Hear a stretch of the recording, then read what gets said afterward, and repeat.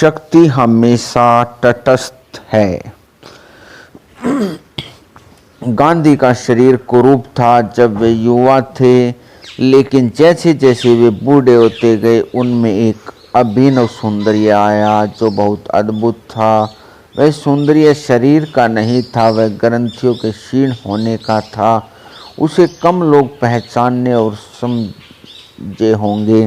गांधी कुरूप थे, इसमें कोई शक नहीं। तो गांधी का शरीर भी किसी सौंदर्य के मापदंड से सुंदर नहीं था।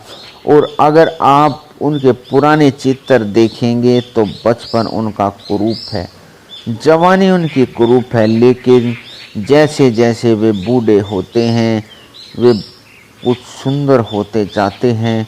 बुढ़ापे में तो आदमी और असुंदर होता है, पर वे सुंदर होते जा रहे हैं।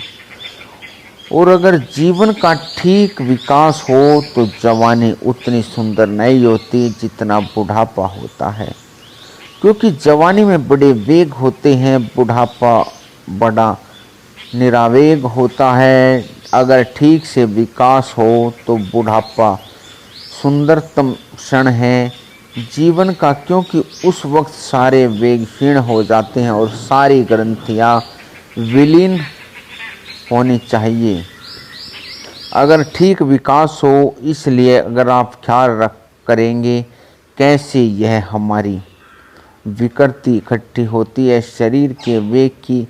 मैंने आपको आपत्तिजनक अपमानजनक शब्द कहा, उसमें क्रोध उठा। एक शक्ति पैदा हुई और शक्ति नष्ट नहीं होती। कोई शक्ति नष्ट नहीं होती, अब उसका कोई उपयोग नहीं होना चाहिए। अगर उसका उपयोग नहीं होगा तो वह आपको विकृत करके नष्ट हो जाएगी। तो उपयोग करिए, कैसे उपयोग करिए। अगर समझ लीजिए आपको क्रोध आ रहा है और आप दफ्तर में बैठे हुए हैं और आपको बहुत ज़ोर से क्रोध आया और आप उसको प्रकट नहीं कर सकते। आप एक काम करिए, उस शक्ति को जो पैदा हुई है एक क्रिएटिव ट्रांसफॉर्मेशन करिए उसका। अपने दोनों पैरों को जोर से सकोड़िए, वे पैर किसी को दिखाइए नहीं पड़ रहे। आप उन दोनों पैरों की सारी मसल्स को जोर से सकोड़िए, जितना सकोड़ सके टिप करिए, पूरा खींचते जाइए। जब आपकी बिल्कुल सामर्थ्य के बाहर हो जाए खींचना, तब उसको एकदम से रिलैक्स कर दीजिए। आप हैरान होंगे, क्रोध निष्कासित हो गया है और आपके पैर की मसल सुंदर हो जाएंगी। व्यायाम भी हो गया। वह जो क्रोध का वेग उठा था उसने कुछ विकृत नहीं किया, बल्कि आपके पैर को सुंदर करके चला गया। तो आपके शरीर के जो अंग कमज़ोर हैं उसको क्रोध के माध्यम से सुंदर कर लीजिए, स्वस्थ कर लीजिए, क्योंकि जो एनर्जी पैदा हुई है उसका क्रिएटिव, उसका सृजनात्मक उपयोग हो जाएगा।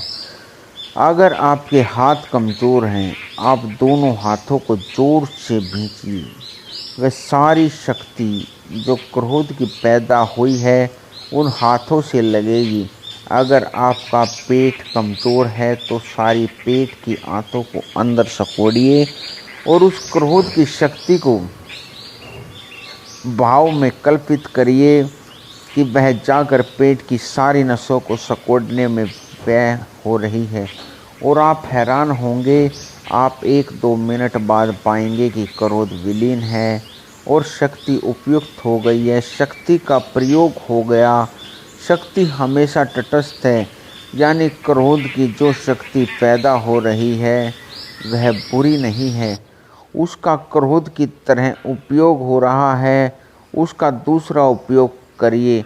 और जो उसका दूसरा उपयोग नहीं करेगा वह शक्ति तो काम करेगी ही। वह शक्ति तो बिना काम के नहीं जाने वाली, वह शक्ति तो काम करेगी ही। अगर हम उसका उपयोग सीख लेंगे तो वह हमारे जीवन में क्रांति ला देगी। महावीर वाणी।